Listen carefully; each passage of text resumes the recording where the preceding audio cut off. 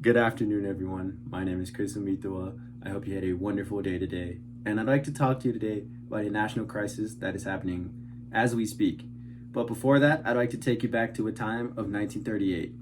And the 1930s is infamous for this thing called the Great Depression. I don't know if you've heard of it, but it was a pretty rough time, to put it very mildly.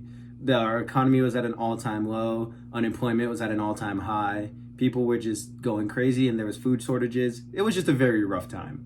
But in 1938, this pretty cool guy named Franklin Delano Roosevelt, shout out the president, he introduced this thing called a federal minimum wage. And what that meant was that all industries in the country and all workplaces had to abide by paying their workers by a minimum of 25 cents an hour, which honestly was a pretty great thing because before that we didn't have anything like that. So you didn't have to work an 18-hour shift at the shirt factory. You just burned your entire arms up and you haven't slept in 3 days and you got paid 5 cents and you can buy maybe a hard candy and some string. So this really helped not ensure that low-wage workers were not exploited. And however, we're kind of in a similar situation now. As you know, the federal minimum wage is at a super low rate. It hasn't been changed since 2009. And I'm pretty sure everyone knows this. You can't make a living off a wage of $7.25.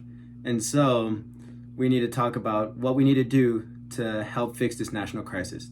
And while I may not be a professional economist, I have worked my fair share of minimum wage jobs, and I do not have a career yet, so I have a little bit of say in this because I'm directly affected by the minimum wage, as I get paid at my job $5 an hour, but I do gain tips. So I work technically below minimum wage. So I think I have a little bit of credibility when it comes to this subject. But we need to establish that what is the national crisis and why is it such a big deal that our minimum wage is so low? Well, according to the 2020 census, approximately 11.4% of Americans live below the poverty line. And that is a shocking statistic. That means 1 in 10 people live below the poverty line.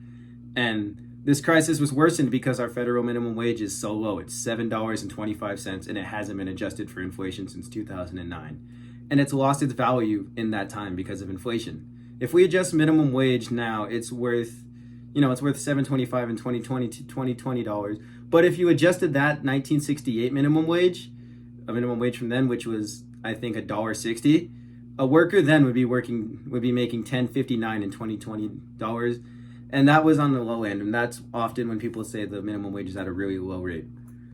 But we need to remember that since the minimum wage is so low, how can we fix that? Well, the obvious answer is we can raise it to a working wage. And I believe that wage is $15 an hour. And the reason I say $15 an hour is because we can afford a $15 minimum wage across the nation. We could actually afford a wage closer to $20 an hour if we budgeted right. However, we need to start a little conservatively, and $15 an hour would be a massive leap.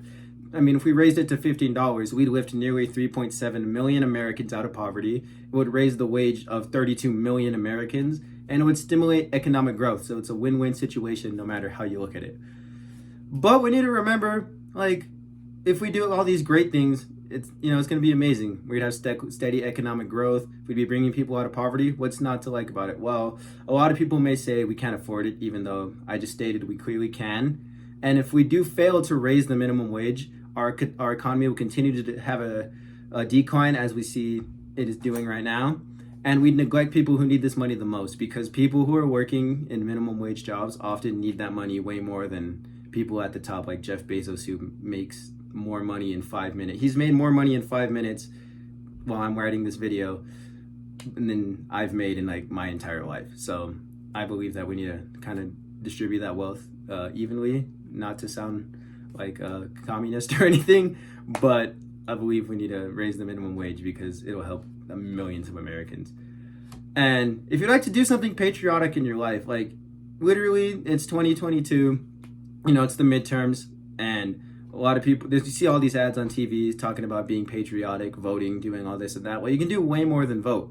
You can call your representatives at the Senate and the House of Representatives, and you can ask them to introduce a bill to raise the federal minimum wage. And it has bipartisan support too. Republicans, Democrats, third-party candidates, they all want to lift the federal minimum wage. So I think it's clear that we need to push our politicians to know that this is an issue that we want to be done. And it'll help lift millions out of poverty, one, it'll stimulate the economy, and it'll help 32 Americans get closer to a living wage and live a better, more prosperous life. So if you want to do something patriotic today, please write to your senator and have them raise the federal minimum wage to $15. Thank you very much for listening to my speech. Have a wonderful rest of your day and have a wonderful break as we're coming up on the end of the summer 2022 semester. Thank you.